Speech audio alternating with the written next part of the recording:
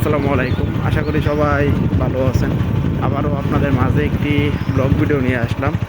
আজকের ব্লগ ভিডিওটা হলো আমরা চরসরিষাবাড়ি থেকে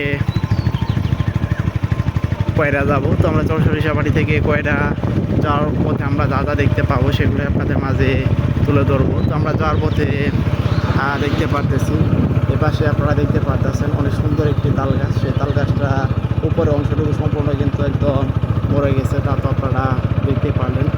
আর এপাশে আমরা দেখতে পারতেছি কত সুন্দর করে তার যে ছাগলগুলা সেগুলো কত সুন্দর করে সেই ঘাস খাওয়াইতেছে। তো সামনে আমরা আরও দেখতে পারতেছি একটি ঘোড়ার গাড়িতে করে এক লোক মরিচ বিক্রি করার জন্য বাজারের দিকে যাইতেছে কত সুন্দর করে। আর এগুলো বলতে বলতে এর পাশে আমরা দেখতে পারতেছি রাস্তার সাথে সামনের অংশটুকু কত সুন্দর করে তারা আপনারা দেখতে পারতেছেন যে অনেক সুন্দর একটি বাগান করেছে। বাগানের গাছগুলো তো আপনারা দেখতেই পারলেন কত সুন্দর হয়েছে সেই গাছগুলা।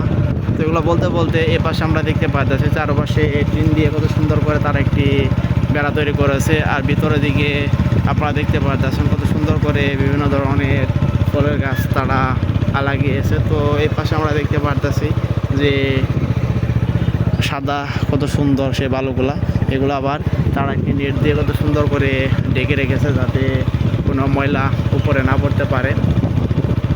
তো এই দিক দিয়ে যাওয়ার পথে আমরা আম গাছ আর কাঁঠাল গাছগুলো কিন্তু বেশি দেখতে পারতেছি।